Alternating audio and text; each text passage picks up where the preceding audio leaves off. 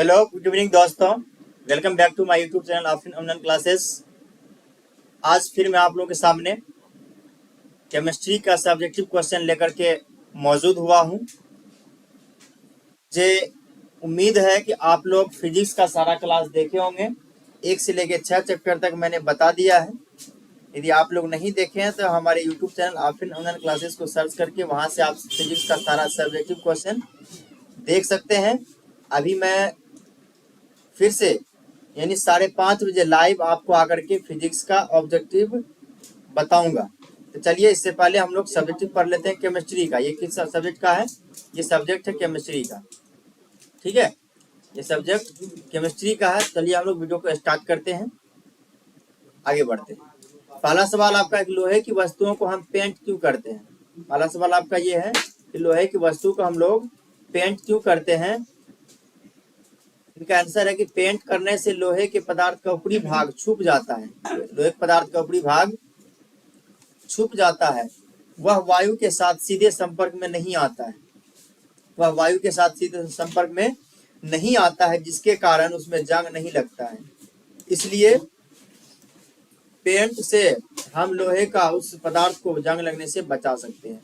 यानी इसका सीधी से सिंपल बात क्या निकला कि लोहे को पेंट से यानी कि जंग से बचाने के लिए हम लोहे के ऊपर पेंट करते हैं। ठीक है, क्लियरली ये चीज निकला शॉर्ट में। अगला क्वेश्चन देखते हैं क्या आपका, तेल एवं वसायुक्त खाद्य पदार्थों को नाइट्रोजन से प्रभावित क्यों किया जाता है?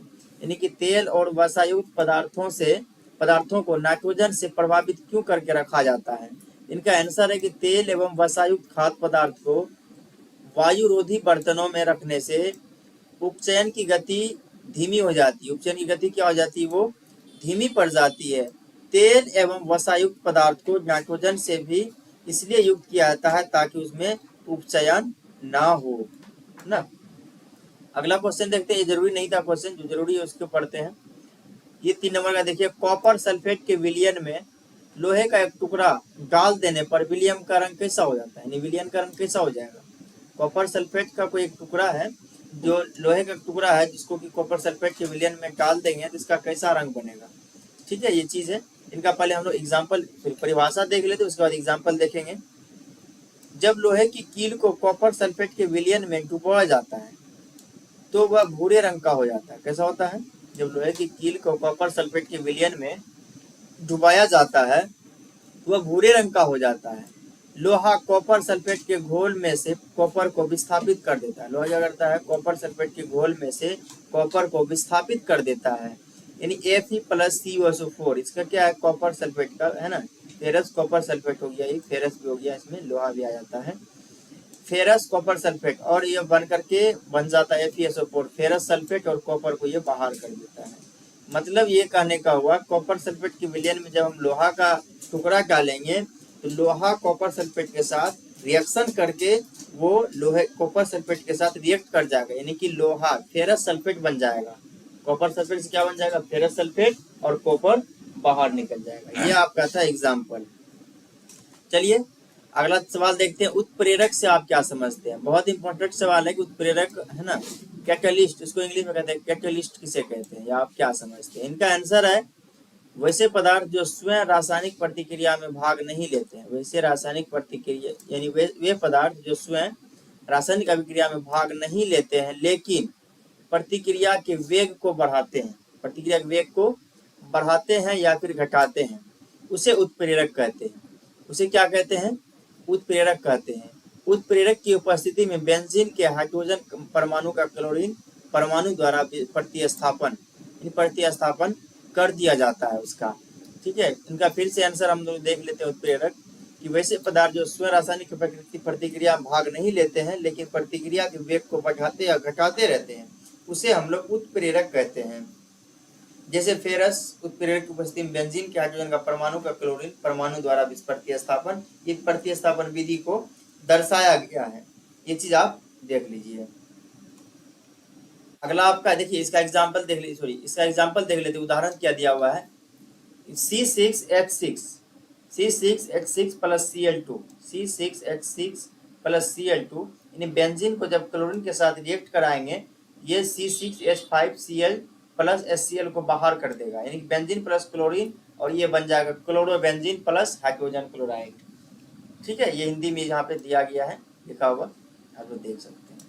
अगला आपका है क्वेश्चन कि वायु में जलाने से मैग्नीशियम रिबन को साफ क्यों किया जाता है, यानी वायु में जलाने से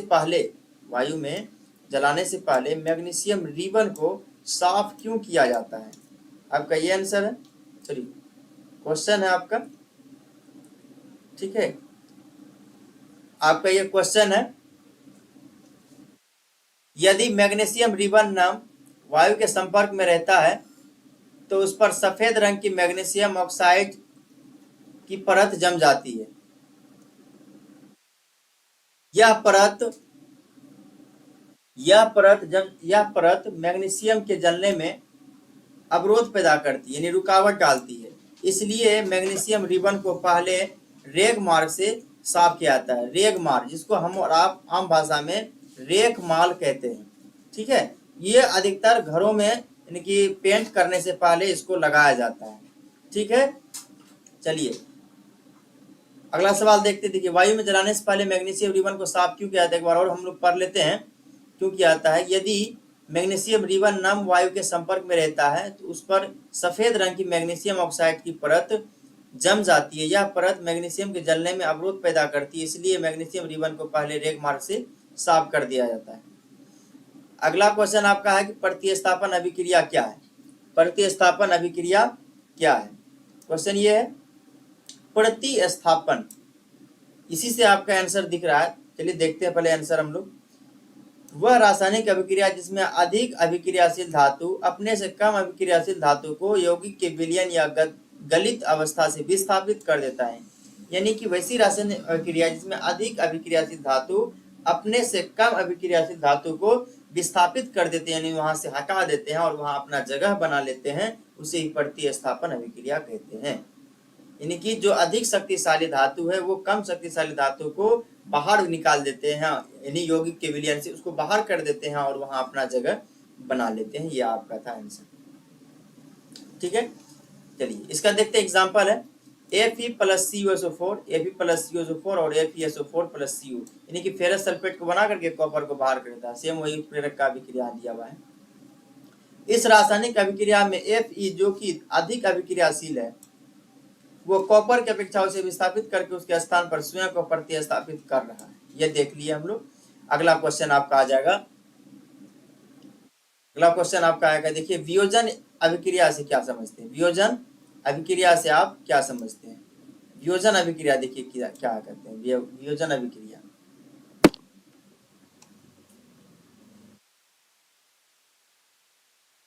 वियोजन अभिक्रिया जब एक बड़ा यौगिक टूटकर दो या दो से अधिक यौगिकों में परिणत हो जाता है। वियोजन अभिक्रिया क्या है कि जब एक बड़ा यौगिक टूटकर दो या दो से अधिक यौगिकों में बदल जाता है तो वैसी अभिक्रिया वियोजन अभिक्रिया कहलाती है। यानी वियोजन अभिक्रिया जब एक बड़ा यौगिक टूटकर दो या दो से अधिक भाग यौगिकों में बदल जाते हैं, परिणत होना मतलब बदल जाते हैं, तो वैसी अभिक्रिया वियोजन या अपघटन अभिक्रिया, सॉरी वियोजन या अपघटन, इसी को कहते हैं ना अभिक्रिया, वियोजन या अपघटन अभिक्रिया कहलाती है। तो इसका एग्जाम्पल देखिए, KClO3 और ये बन गया 2KCl प्लस 3O2, ये संतुलित किया हुआ 2 और 3 देख रहे हैं आपको, ये संतुलित किया हुआ। अगला हम देखते हैं, यदि आप लोग समीकरण को संतुलन करना सीखना चाहते हैं तो आप आफिन ऑनलाइन क्लासेस को सर्च करके वहां सीख सकते हैं, पहले वाला वीडियो होगा इसमें। अगला सवाल आपका, ऊष्माक्षेपी एवं ऊष्माशोषी अभिक्रिया का क्या अर्थ है। ऊष्माक्षेपी एवं ऊष्माशोषी अभिक्रिया का क्या अर्थ है, इनका आंसर है ऊष्माक्षेपी अभिक्रिया। पहले देखते हैं कि ऐसी अभिक्रियाएं जिनमें ऊष्मा निकलती है। ऊष्माक्षेपी का मतलब होता है जिसमें ऊष्मा निकलती है, ऊष्माक्षेपी अभिक्रियाएं कहलाती है। उदाहरण के लिए मीथेन दहन की अभिक्रिया ऊष्माक्षेपी अभिक्रिया है। मीथेन जो है दहन की अभिक्रिया क्या है, मीथेन दहन की अभिक्रिया ऊष्माक्षेपी है। ठीक है, इसका एग्जाम्पल दिया हुआ है, देख सकते हैं। CH4O2 यानी गैस ही है, CH4 गैस है, O2 गैस है, उसके बाद CO2 फिर गैस बना, H2O क्या बन गया, गैस। यानी कि ये भी डाइहाइड्रस ऑक्साइड बोल सकते हैं उसको, प्लस ऊर्जा। ठीक है, अब ऊष्माशोषी, देखिए ऊष्माक्षेपी हम लोग क्या पढ़े कि उसमें ऊष्मा निकलती है, और ऊष्माशोषी में क्या होगा, ऊष्मा का अवशोषण होगा। ये निकलेगा नहीं बल्कि ये अवशोषित कर लेगा। देखते हैं ऊष्माशोषी अभिक्रियाएं, ऐसी क्रियाओं को जिनमें उष्मा अवशोषित होती है, जिसमें उष्मा अवशोषित होती है उष्माशोषी अभिक्रिया कहते हैं। उदाहरण के लिए बेरियम डाइऑक्साइड तथा अमोनियम थायासाइनाइड की अभिक्रिया उष्माक्षेपी अभिक्रिया है, यानी कि वैसी अभिक्रिया जिनमें उष्मा अवशोषित होती है, यानी कि उत्पन्न नहीं करती है। इनका एग्जाम्पल भी आप देख लीजिए, यहाँ एग्जाम्पल नीचे दिया गया है। चलिए इससे आगे हम लोग बढ़ते हैं।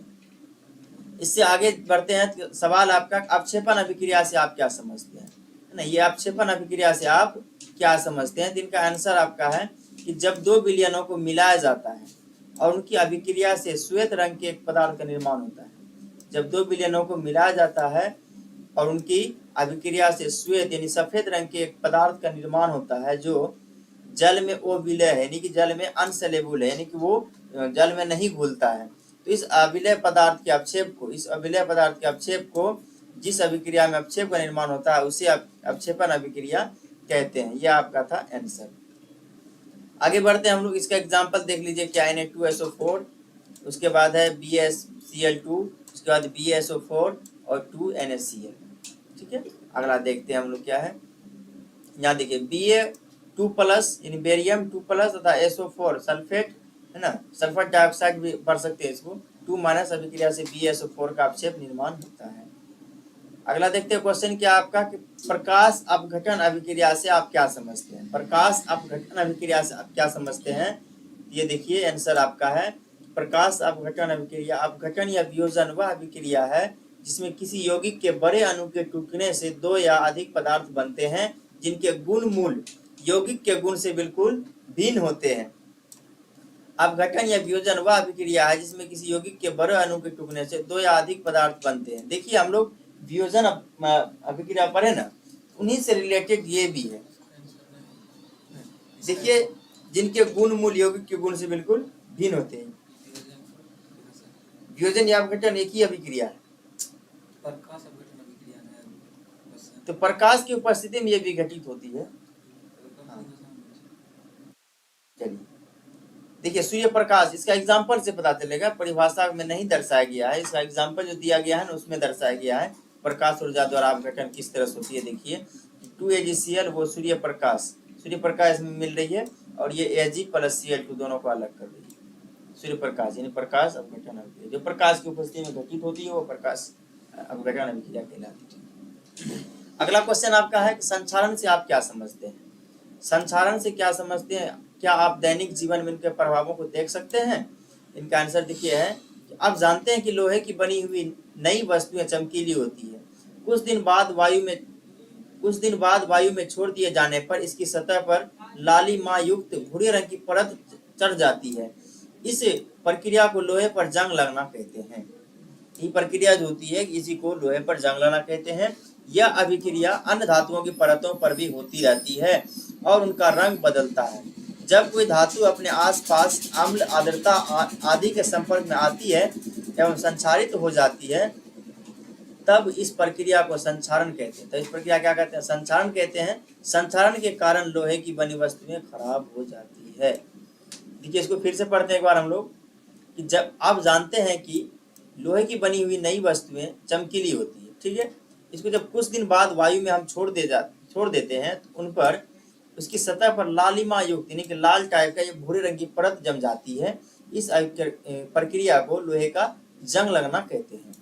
यह अभिक्रिया अन्य धातुओं की परतों पर भी होते रहती है और उनका रंग बदलता रहता है। जब कोई धातु अपने आसपास अम्ल, आर्द्रता आदि के संपर्क में आती है एवं संक्षारित हो जाती है तब इस प्रक्रिया को संक्षारण कहते हैं। संक्षारण के कारण लोहे की बनी वस्तुएं खराब हो जाती है। क्योंकि अगला क्वेश्चन देखते हैं क्या है कि द्विविस्थापन अभिक्रिया से आप क्या समझते हैं। द्विविस्थापन अभिक्रिया, ये इसमें जो है ना क्वेश्चन में ही आंसर छिपा हुआ रहता है। ठीक है, आप लोग समझने का प्रयास कीजिए। इनका आंसर देखिए क्या है, वे अभिक्रियाएं जिनमें अभिकारकों के बीच आयनों का आदान प्रदान होता है उन्हें द्विविस्थापन अभिक्रिया कहते हैं। यानी कि वे अभिक्रियाएं जिनमें अभिकारकों के बीच आयनों का आदान प्रदान होता है उन्हें द्विविस्थापन अभिक्रिया कहते हैं। एक परख नली में सोडियम सल्फेट का विलयन लिया जाता है, यानी कि एग्जाम्पल बता रहा है, पुनः उतनी मात्रा में बेरियम क्लोराइड का विलयन लेकर उसमें मिला दिया जाता है। देखने पर एक श्वेत रंग का अवक्षेप प्राप्त होता है। इस अविलेय पदार्थ को अपक्षेप कहा जाता है। जो नहीं घुलता है उस पदार्थ को अपक्षेप पदार्थ कहते हैं। ऐसा इसलिए होता है कि Ba2 प्लस तथा SO4 2 माइनस की अभिक्रिया, ये 2 थोड़ा माइनस नहीं है, यहाँ दिया गया माइनस होगा, SO4 2 माइनस की अभिक्रिया से BSO4 का अपक्षेप निर्माण होता है। ऐसा हम लोग अभी अपक्षेपण अभिक्रिया में पढ़ चुके हैं। एक अन्य उत्पाद सोडियम क्लोराइड का निर्माण होता है जो विलयन में ही रहता है। इनका भी एग्जाम्पल दिया गया है। उम्मीद करते हैं आप लोग क्लास को पूरा देखे होंगे। इससे अगला वीडियो यानी कि इससे अगला चैप्टर मैं आप लोगों के सामने अगले दिन लेकर आऊँगा। अगले दिन यानी बोले तो कल। जब तक आप लोग यहीं तक पढ़ें।